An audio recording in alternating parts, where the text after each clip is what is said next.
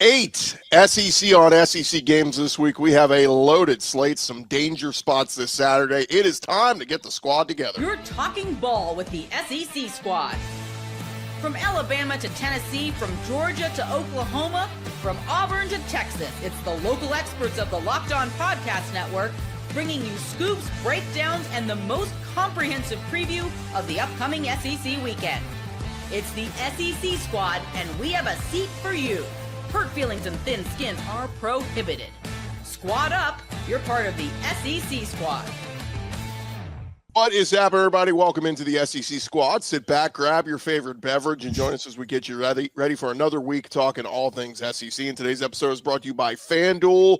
Right now, new customers can bet just $5, and if your bet wins, you'll get $300 in bonus bets to use across the app.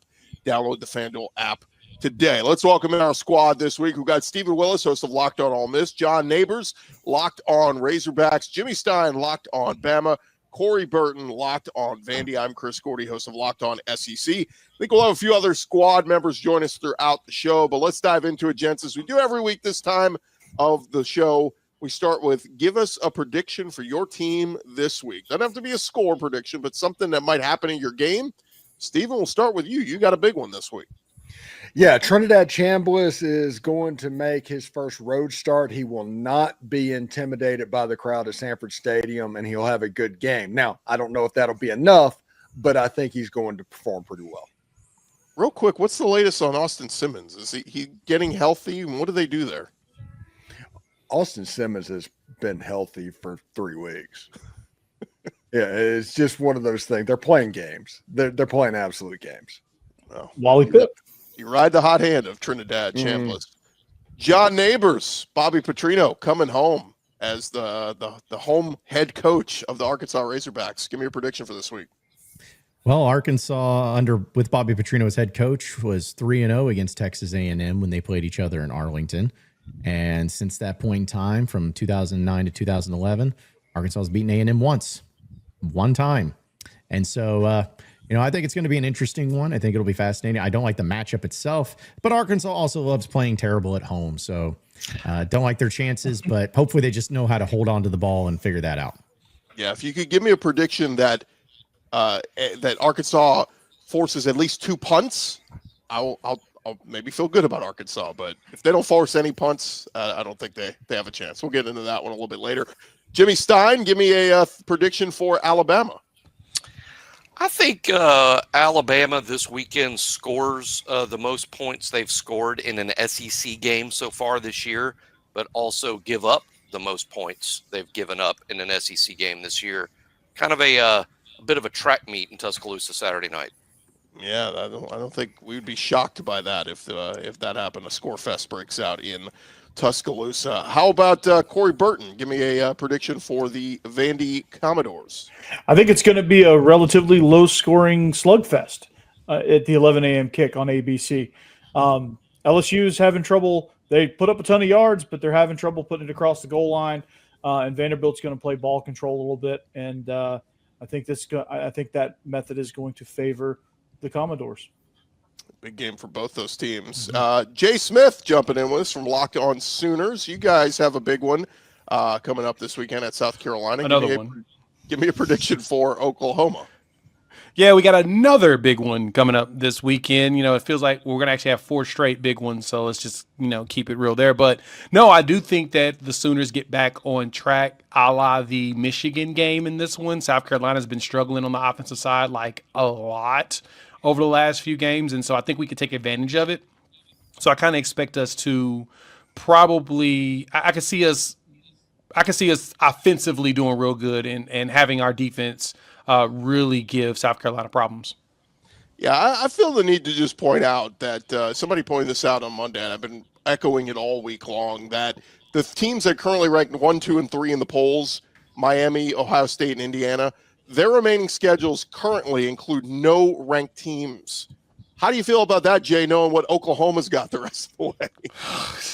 Look, we got and shockingly, because South Carolina's not even ranked now. They were going into this at the beginning of the season. This was actually a part of that gauntlet. But shoot, every game we play for the rest of the season is against a ranked team. It's just so disrespectful. So disrespectful. Yeah. So Welcome to the SEC, I guess, right?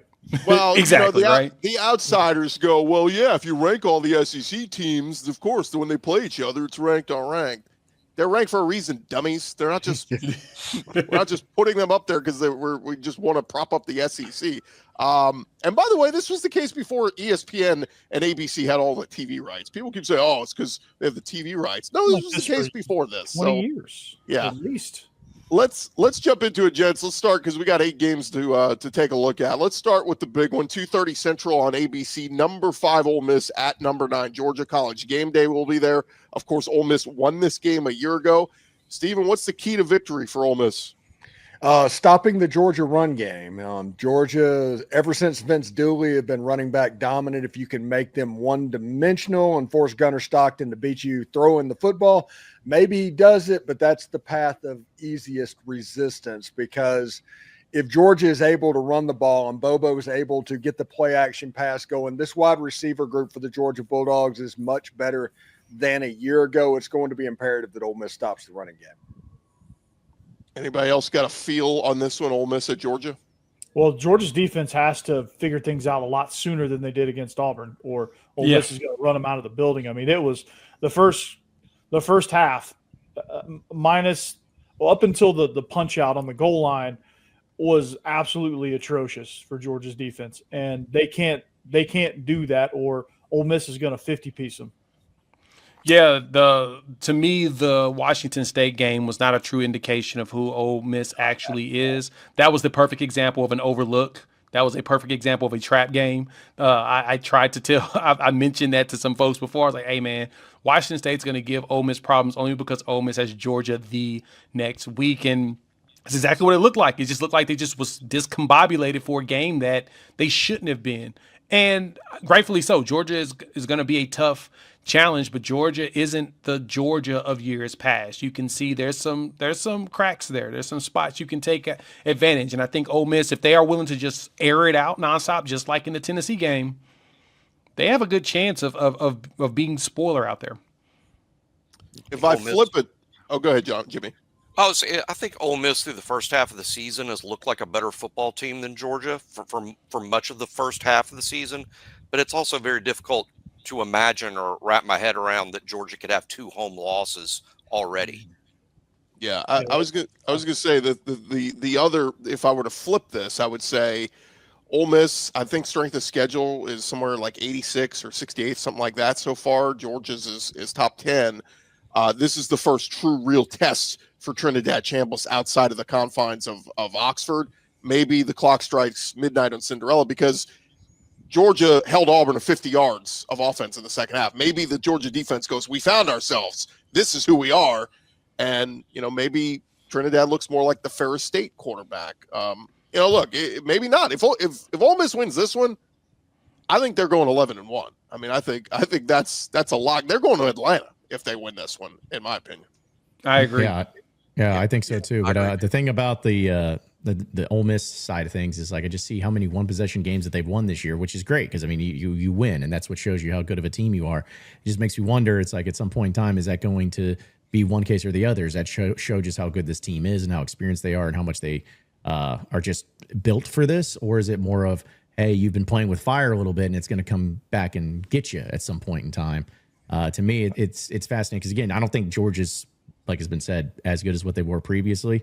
But I also feel like Ole Miss, you got to go all in on this one, because I agree. If you win this game and you're Ole Miss, you not only will be going to Atlanta, you better be going to Atlanta, because there'll be zero excuse for you not getting to Atlanta for the first time, not getting into the playoff. And Lane Kiffin, he'll never get it done. If they beat Georgia and they still don't get into the playoff, they'll never get it done under Lane Kiffin. Yeah, and the one-score games that everybody likes to point out, just like John just did, all of those games almost was ahead by 2 scores late in the fourth quarter, and it was like a touchdown that made it a one-score game. It wasn't like a year ago where it was a true one-score game. I do agree that if you keep playing with fire, eventually you're going to get burned.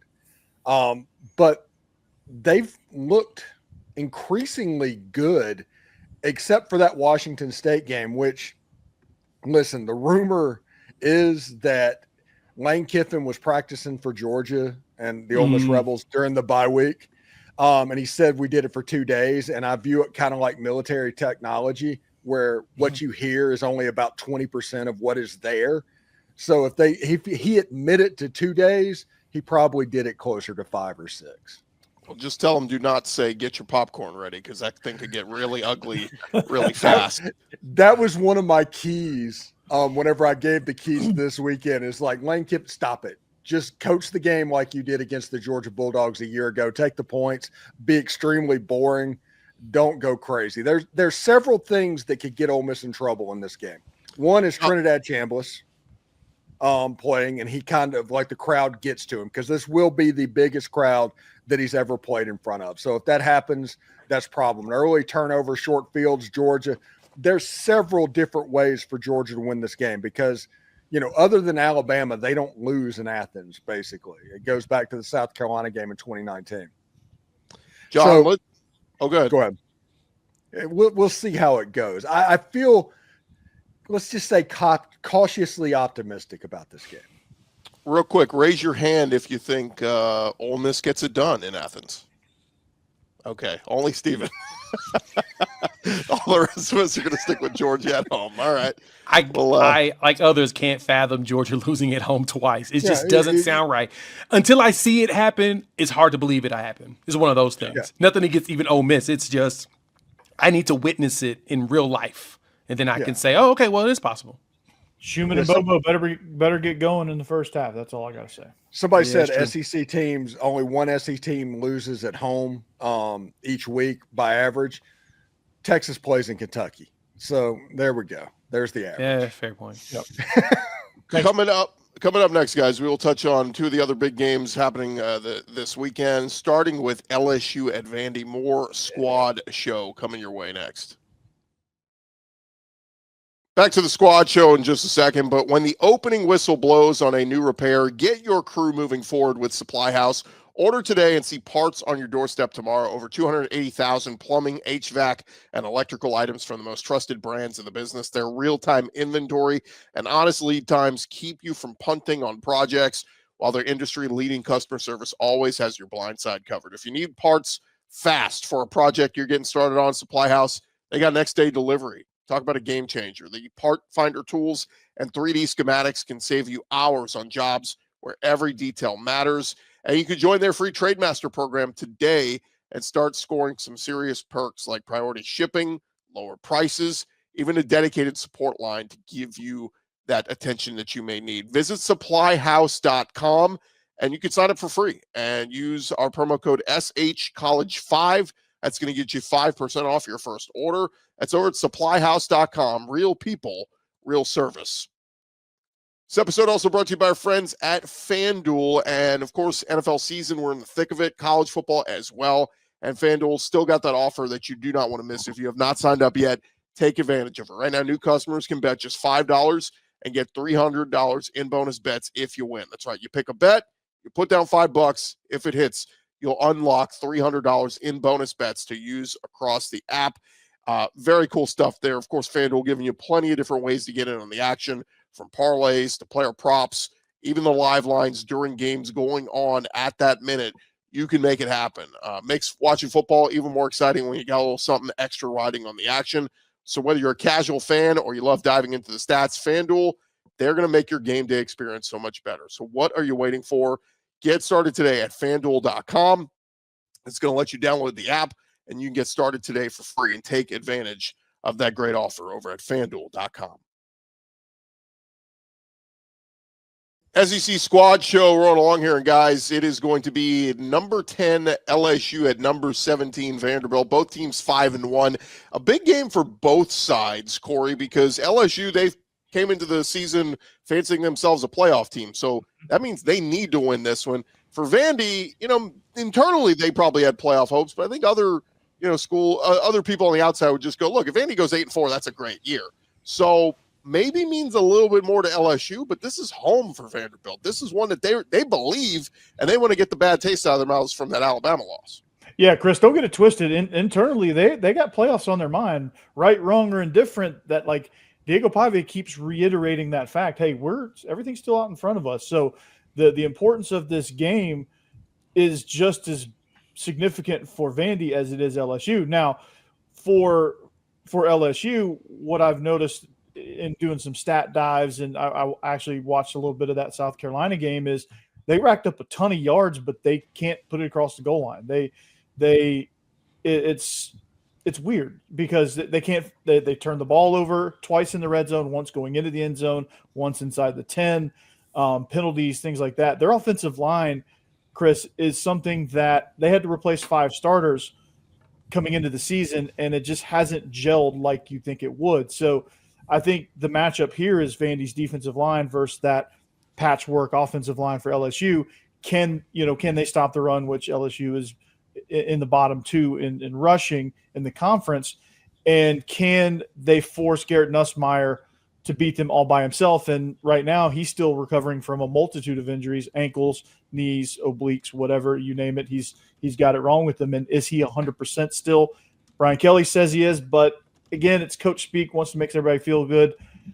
Vandy's going to have to test that coming in. And then offensively, they're going to have to control the ball as always. That's just their identity. If they can stay to that and play a lot like they did in the first half or in the first quarter against Alabama, where they dominated the line of scrimmage and they rushed for 113 yards and pretty much had control of the game very, very briefly against Alabama. If they can do that and stretch it out, they have a chance here. Yeah, wouldn't it be funny, like if you had a Gray's Sports Almanac and you went back to like 2021 and you're like, hey, Indiana and Vanderbilt are going to be having conversations about the playoffs in 2025, you would be institutionalized. Well, that's what somebody said. Imagine going back to 2019 and telling an LSU fan during that whole Burrow season, hey, 6 years from now, you're going to play at Vanderbilt and be an underdog. You would have been, what happened? Yeah, the program must have died. This is the first time in 51 conference games that Vanderbilt is actually a favorite. Yeah, look, wow. Vegas knows something. Look, to me, LSU is the ultimate. If they ever put it all together, they could be the best team in the country. The problem is they just haven't put it all together. You know, when you get to this point in the season and you go, yeah, they just keep turning the ball over in the red zone, all this. Eventually, that's who you are. That's who this team is. But again, if they do go out there and have that clean game where Nussmeier doesn't turn the ball over and the defense plays lights out, LSU can beat anybody.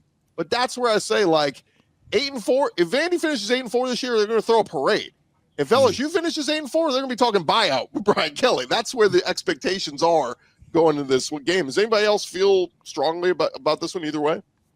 I think this has a potential to be the Ole Miss Arkansas game for 2024. I think this has a chance to be an extremely get-right game for LSU. Mm-hmm. Yeah, I think there's opportunity for that as well. But I do think that Vanderbilt actually prevails and wins this game. I think Diego Pavia actually puts the team on his back and stops turning over the ball for a change and winning it. I mean, to me, the ineptness I've seen in LSU's offense is just baffling. I mean, you get 5 interceptions against Florida and you only score 1 touchdown, and then you get a pick 6 to add a second touchdown. That, to me, just tells me that there's something going on with that offense that they just can't get going. The running game hasn't been very productive for them. I mean, Caden Durham hasn't been doing as much as I thought he would be. It's not – they're struggling. And it feels like – he missed the Ole Miss game. You need to, put that in there. But yeah, and that's fair. I mean, in the games he's played, is just like last year. He kind of came out of nowhere. You're like, oh man, they've got him such a good freshman running back. He's going to do some stuff, and not so much. So it kind of feels like the offense is protesting against Brian Kelly to get them fired. They're very much more inept than I would have ever thought that they would be. Just speaking for myself, about 1 week ago, I really thought Vanderbilt was going to win this game. When I changed my mind is when I saw that LSU was the underdog. When the official line came out Sunday or Monday, whenever it was, like LSU is an underdog in this game. I'm like, I'm flipping. I think LSU wins. Well, the LSU defense too. I mean, they held Lenore Sellers to what? I think it was 22 rushes for 19 yards. I mean, if they did that to Sellers, Trinidad Chambliss got a couple good runs on him, but I think they learned from that. And if they do what they did to Sellers, Pavia, has nowhere to run. It could look a lot more like that game at the end of last season in Baton Rouge, where Pavia scored early and then it was tough rowing the rest of the game. So that's the best defense in the SEC.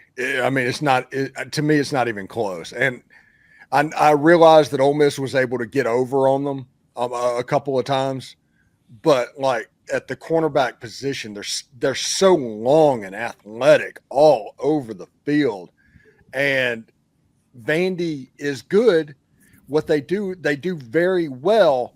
But the problem is you don't have the size speed ratio to where if things start going good for LSU, there's not going to be anything that Vandy can do, if that makes sense. To stop them.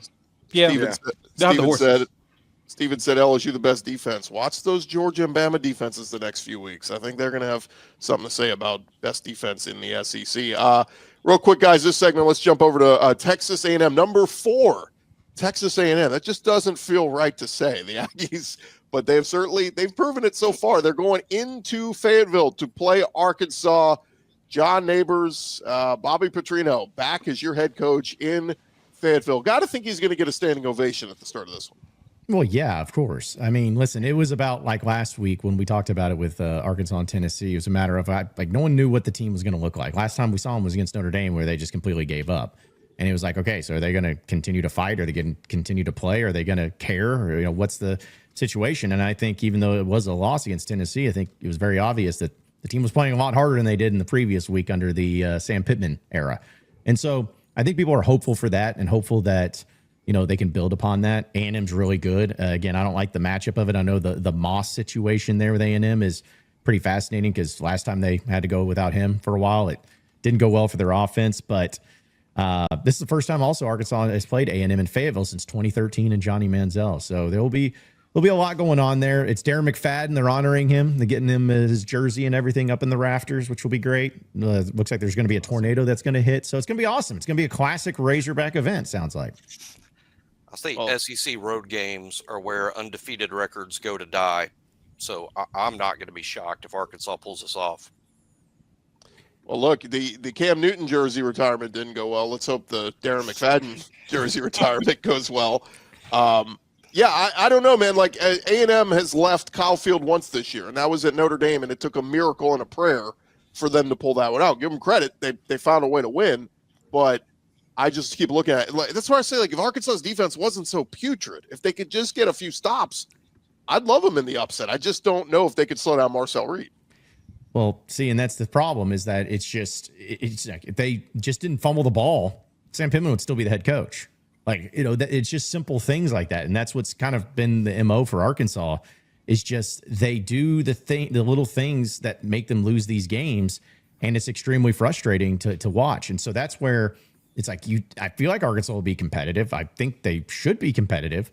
But it's like I'm looking at these spreads and whatnot, and I see that Arkansas is as big of an underdog against A&M as Ole Miss is against Georgia. And I'm like, what? How does that make sense at all? But it's the truth. It's going to be a game that I think will be hard fought. I think Petrino's going to have a game plan, and as long as you keep Taylor Green upright. But if you keep fumbling the ball, it doesn't matter. You're going to lose, and A&M's a good enough team to beat you. Real quick, guys, show of hands. Who likes Arkansas to upset A&M? Raise your hand. Yeah, I'll go. Oh, Okay, all right. We got 2 in there. We got 2. Idiots. They helped me win a We got parlay. 3. Surrounded by morons. I'm telling you. Hey, real quick for rewind, Vandy at LSU. Who thinks Vandy beats LSU? Raise your hand. I mean, probably just me. But I know. Okay, so 4 of I'm you. kind of on the Vandy train. Whoa. I just want it to happen so I can laugh. Come on, Corey. Come on, Corey. You know I've been on the more Vandy train indictment this on whole time. LSU Oh, at yeah. this point. I know you have been. That's and I appreciate that. I'm We a welcome closet Vandy fan. We welcome in our buddy Eric Kane, the Locked On Vols. When we return, guys, some more big, massive matchups this week, including the 3rd Saturday in October. We'll discuss that coming up next. More Squad Show in just a second, but first, Mazda. Mazda crafts cars for those who do more than simply move. Mazda delivers confidence with every ride, with more IIHS Top Safety Pick awards than anyone else. From footwork to breathwork, athletes, they sweat all the details. Mazda, they bring that same attention to how they craft every model. And you can feel the Japanese craftsmanship in every detail, from the metallic accents to the available Nappa leather upholstery. You can make everyday drives feel like anything but. From smooth handling to intuitive controls, and with the all-wheel drive standard in every crossover SUV, you can drive with confidence throughout almost any season. Like our players, we sweat every detail, because when you make every move count, impossible becomes irrelevant. Mazda, move and be moved. If you're looking for a new vehicle, recommend our friends at Mazda. Check them out today. Mazda, move and be moved. All right, guys, 6:30 Central on ABC. It is number 11 Tennessee at number 6 Alabama. Tennessee has won 2 of the last 3. It just feels weird saying that because they lost, like 16 in a row. But 15, get it right, 15. Whatever it was. Eric, Jimmy, help us out here. What are you feeling on this one? Go ahead, Eric. I mean, John can attest. Arkansas just played Tennessee. It's an explosive offense. It's a fun offense to watch. Got a really good quarterback.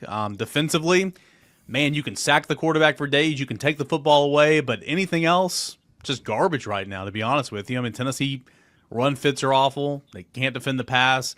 It's the definition right now of boom or bust because, again, you are leading the nation in sacks, and you are top 10 in TFLs, and you're number 2 in defensive touchdowns. And you're like top 10, I want to say, in takeaways. Yet you can't defend the pass and you can't defend the run right now. They're getting healthier, but man, it's so frustrating. So I mean, I thought the Tennessee-Arkansas game went about like I thought it was going to be. I thought Tennessee would pull away in the end. It had a 17-point lead in the second half, and should have known Tennessee was going to let it come back and is going to 3-point deficit. So I say all that to say I think Tennessee will go on the road. It's a place Tennessee has not won since 2003. I think Tennessee's going to score a lot of points, just because I don't think that. The offense is going to slow down. I think Tennessee will be opportunistic defensively. I think Tennessee will sack Ty Simpson a little bit, but Ty Simpson is playing really, really well, and that passing game's humming. I think there's a lot of opportunity here. Tennessee could certainly win this game. I don't trust the defense. I just don't. I think it's going to do a lot of good things, but it's going to do a lot of bad things. And if you can't trust the defense like that on the road, it's going to be hard to pull off an upset, in my opinion. Yeah, that's the thing about Tennessee's defense is obviously they do give up a lot of points, and it's easy to imagine Ty Simpson having a big game here. But Tennessee also gets after the quarterback, and Alabama's had issues protecting Ty Simpson at times, even against Missouri last week, giving up 4 sacks. If Tennessee is able to consistently affect Ty Simpson, then maybe Alabama doesn't have the big scoring night that many think. But I tend to agree with Eric. I think there's going to be a lot of points in this game. I think it'll be a bit of a track meet, not like Georgia, Tennessee.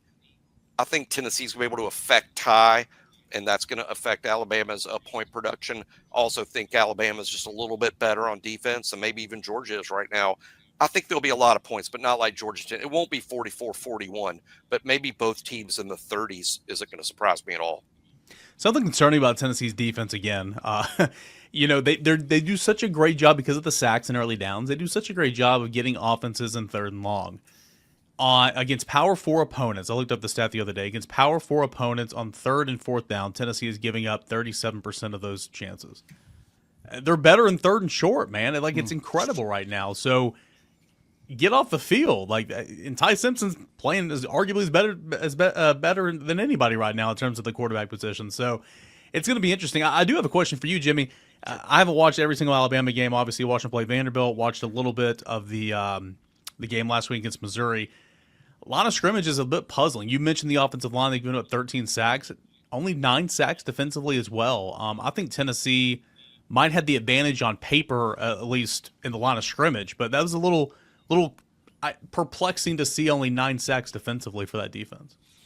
Yeah, rushing the quarterback has been an issue. The secondary is very good. However, that's how Alabama makes up for maybe the lack of a pass rush. The secondary is outstanding, but you can't expect that they're going to cover.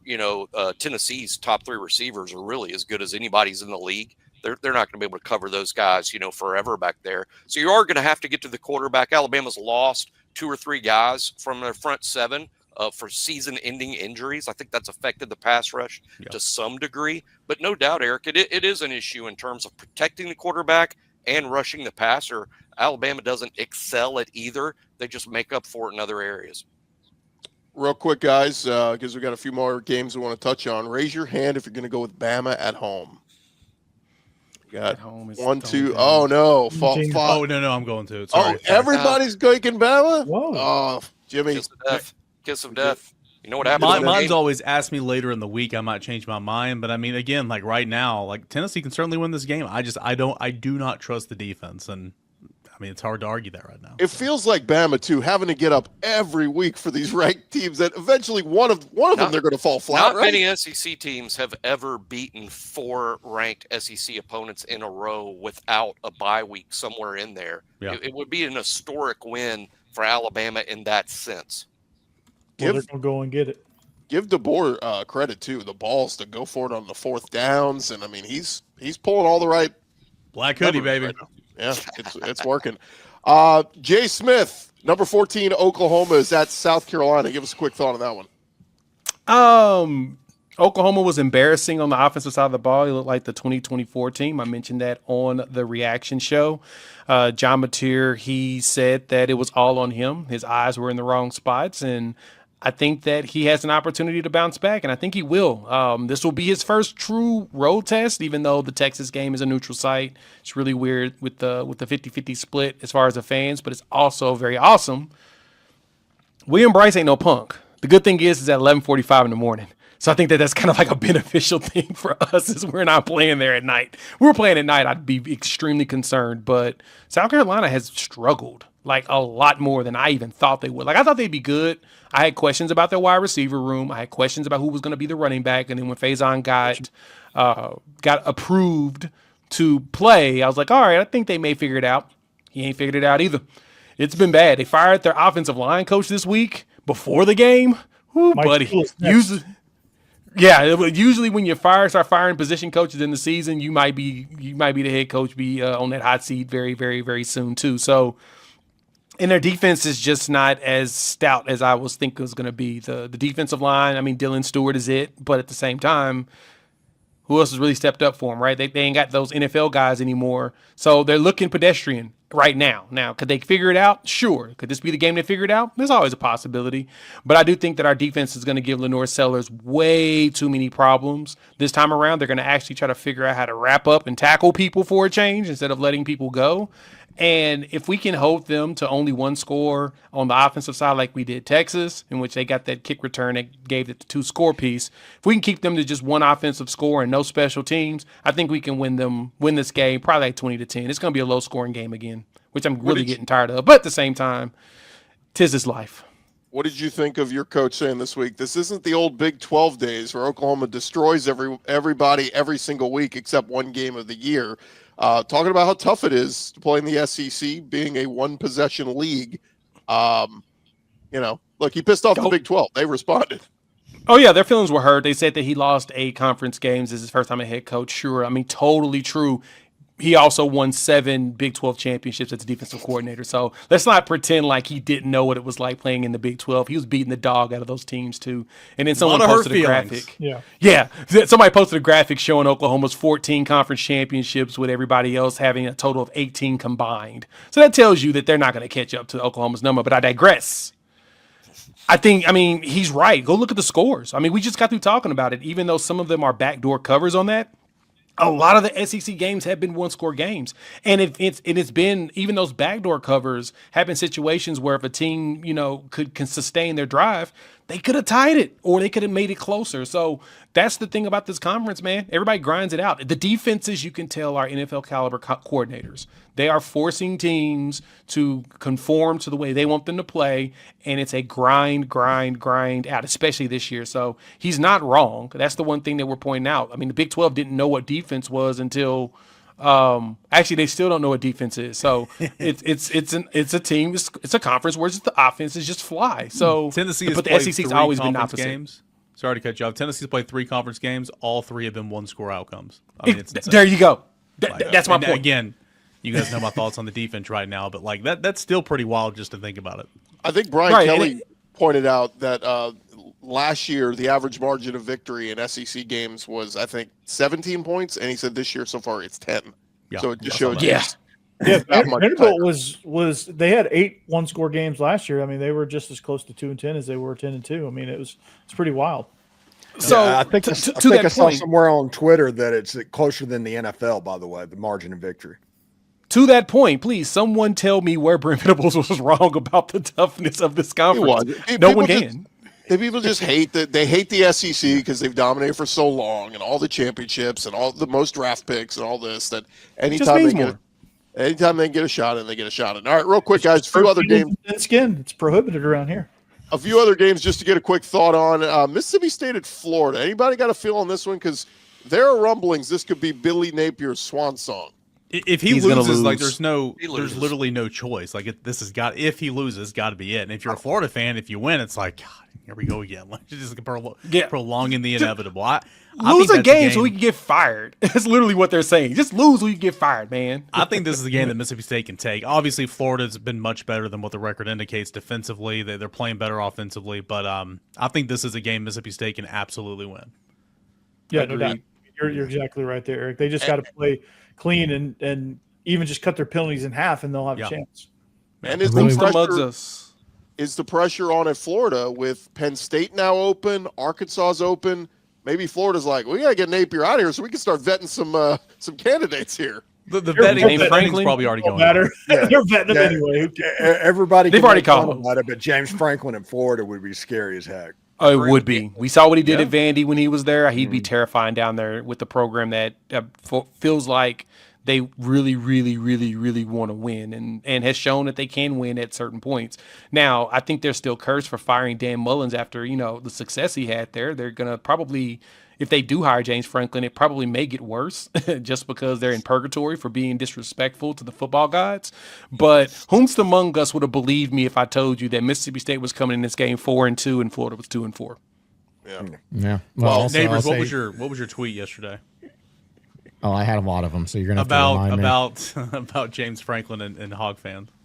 Oh, well, I mean, just that they're idiots if they don't want James Franklin. I mean, which apparently people in our Razorback land be like, you're an idiot if you think that James Franklin would be better than Sam Pittman. I'm like, you're the reason why the education is so low in Arkansas. It's so bad. But we'll say, don't be including Gordy, Arkansas in the college football coaches searches or anything. We got our coach, buddy. Okay. We got our coach.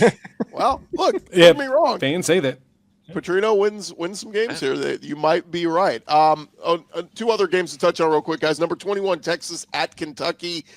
We know Kentucky, Mark Stoops' days are kind of numbered here, but I'm looking for, is this a game that does Arch kind of have that big, he had a great game against Oklahoma, I say good, not great, but if he throws for 300 yards, 3 touchdowns against Kentucky, this could be the coming out party, right? Arch getting some confidence. If he's going to do that against any team, it would be Kentucky. This also could be Kentucky Ole Miss 2024. Yup, exactly. This could be exactly that. This could be the hangover from that win, that emotional rivalry win. They go to Kentucky and Kentucky beats them up, and they end up losing it. They're not ready for. It's going to be a rock fight that he may not be prepared for. They're probably overlooking Kentucky because Texas has right after them Mississippi State on the road back-to-back weeks, and then Vanderbilt. They could be trying to overlook them and say, we need to prepare for Vandy. Games to overlook Kentucky for. Gotta love that. It's crazy that people are overlooking teams to play Vandy too. Isn't that crazy? Look, that's amazing. And I'm here for that. Also crazy in the SEC that you get Kentucky, Mississippi State, and Vanderbilt in a row, by the way. That's nothing against those teams because they're all pretty good. But when you look at all 16 teams in the league, that's a quite fortunate stretch. Bama would have liked one of those the last few weeks, Jimmy. Yeah. And it's not like what Oklahoma's about to face starting. I was about to say starting a couple of weeks ago, and then for the rest of the way. Right. Hey, and Mark Stoops is likely going to eventually lose his job, but Mark Stoops against the Norm Chow tree, Lane Kiffin, and Steve Sarkisian, he's got a foothold on that offense. He can make a rock fight on that offense. Norm Chow. Look, for one more week, though, Texas is alive in the playoff hunt. They can do this. They just have to run the table. No one wants that. Oh my gosh. One more, guys. Save the biggest Hindenburg for last. Number 16, Mizzou is going to the Plains of Auburn, where that thing's getting uglier and uglier by the week. Damari Alston leaves the team this week, a team captain. Anybody think Auburn got any chance in this one? It's like the meme where everything is burning around Hugh Freeze, and he's just like, "Hey, this is fine. It's fine. The question is, how much golfing is Hugh Freeze going to do before this game to prepare himself for the battle? Because, truth be told, this feels like yet another game where a coach is probably going to get fired if they lose this one.